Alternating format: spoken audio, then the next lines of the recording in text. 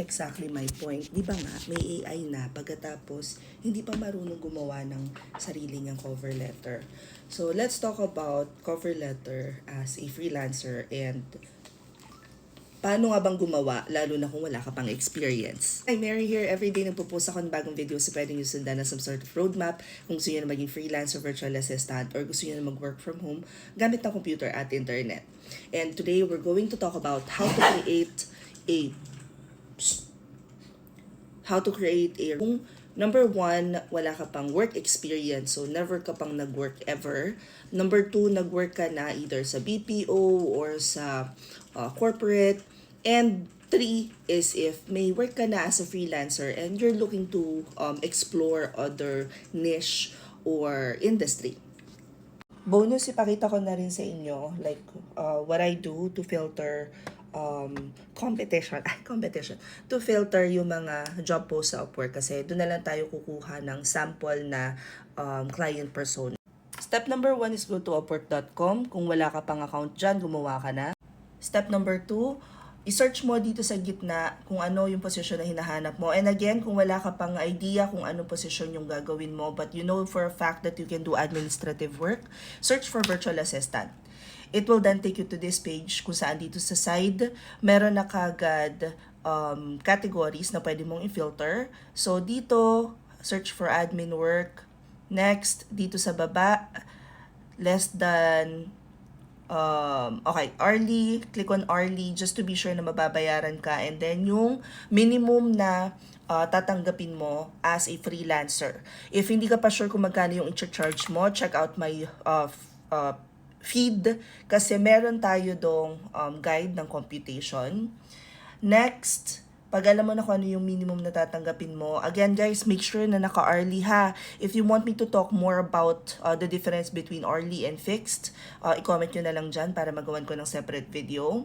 Next, kung ayaw mo na masyadong maraming competition, you can click on less than 5 to 10 para yun pa lang yung nag-a-apply dun sa posisyon. Pero kung malakas-lakas na ang loob mo, pwede mo nang i-click yung 10 to 15.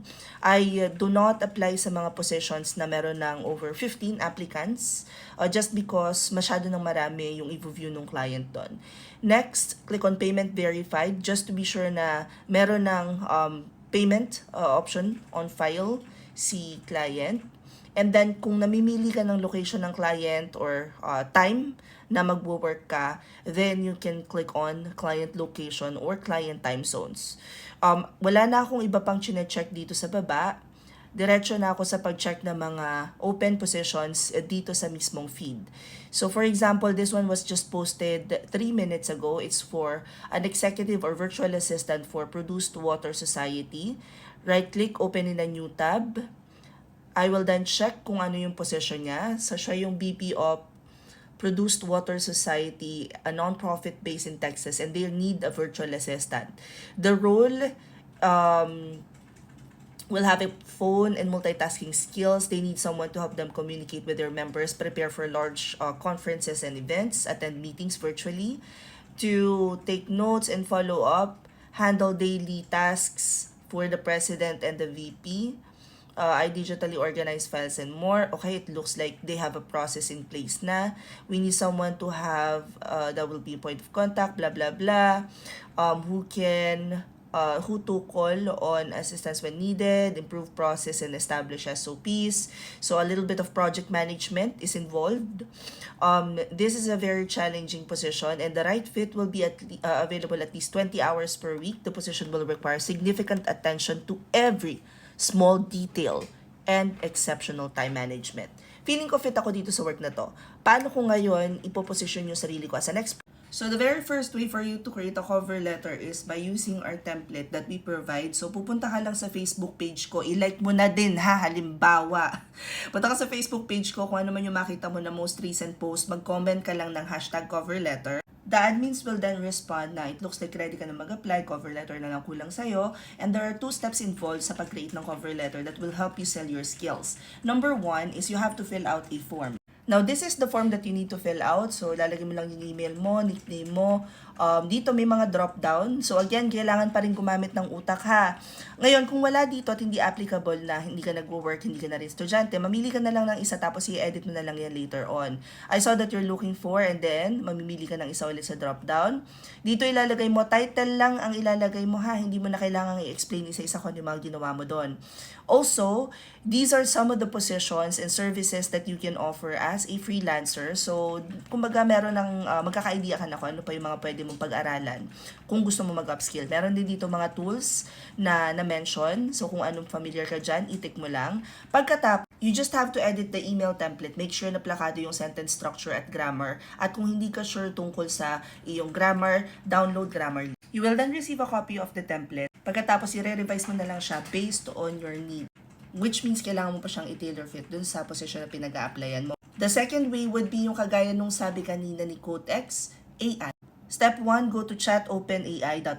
Tapos your prompt should be write a cover letter for a, and then copy the position back with job description stated below. Copy, paste, enter. It'll then write the cover letter for you. Basahin mo yan. Kailangan naiintindihan mo at kailangan tama yung nakasulat dyan because si AI, hindi niyan alam kung ano yung previous work experience mo na magmamatch dun sa pinakang job description. So, manggagawa lang yan ng isang cover letter na ibabagay lang niya is based dun sa job description na hinahanap ni client. Guys, hindi porke may AI na at may ChatGPT na is hindi na tayo gagamit ng utak. This is also exactly my point when I said hindi pa rin tayo kayang i-replace ng mga AI na yan as freelancers kung tayo ay gumagamit ng utak at puso. 3 is to create a cover letter. When I say mano-mano, I actually posted this video in 2019 wherein I tried using a very short, sweet, yet concise cover letter to apply for an online job and it actually worked. So, search nyo na lang tong video ko na to sa YouTube channel ko. Medyo luma na lang yan, so hahalukayin nyo na talaga. But let me show it here then real quick para lang magka-idea kayo. Para makapag-apply sa Upwork, all you have to do is click on Apply Now. It'll ask you kung if you want to apply as a freelancer or as part of the agency. So, no generalized profile yung ginamit ko dito. Pagkatapos, click on View More. Dito sa baba, it'll ask you kung magkano yung rate na gusto mong mag-apply. So, let's just say 15 for this particular role. Pagkatapos dito sa baba, how often do you want to increase your rate? I would say never na lang para lang mabilis. And then dito mo na ilalagay yung cover letter. Next sa cover letter, nilagay ko lang, this job piqued my interest. I've worked with different industries as an operations and business manager. Nilagay ko lang dyan lahat ng experience ko. Pagkatapos, dito sa bandang baba, ang ilalagay ko lang, I have to have a strong call to action. This is something that's innate sa akin as someone who has experience sa inside sales. So, lalawin ko na, are you available to get on a call today or tomorrow? Let's talk.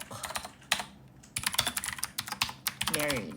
Meron pa silang other questions dito. Like, please tell me the colors of Argentinian flag in your response. Do you have experience working in a non-profit before? Are you able to work? So, sasagutin nyo lang lahat yan. And then when you are done submitting, all you have to do is send it for a certain number of connects. Yung iba, nagbibid pa sila ng mas mataas ako. I'll just send it for 16. And you're done. You see, while it's easy to find solutions using AI or using other people's templates, you'd still have to use yung sarili nating pag-iisip to make decisions. Kasi kailangan din natin yun as freelancers. We also make executive decisions, lalo na kung pagdating sa mga tasks na gagawin natin. Kaya hindi pa pwede talaga dito yung sinasabi nilang fake it till you make it because at the end of the day, eventually your lies will catch up with you. I hope we are able to provide some clarity, natutunan kayo kung paano gumawa ng cover letter, and at the same time, nagkaroon kayo ng idea paano mag-submit ng application sa Upwork. Hope this helps. Comment any questions you guys have about working from home. Follow for more work from home chismis. Bye!